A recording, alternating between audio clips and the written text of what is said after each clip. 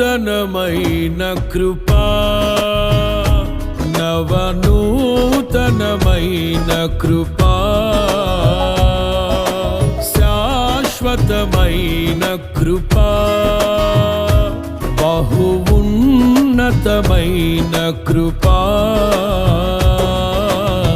నిరంతరం నాపై చూపినా నిత్య తేజుడా యేసయ్యా.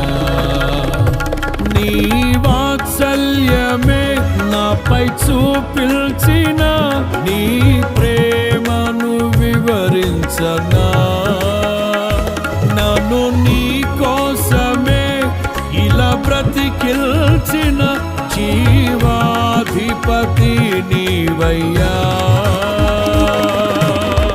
ఇదే కదా నీలో పరవశం,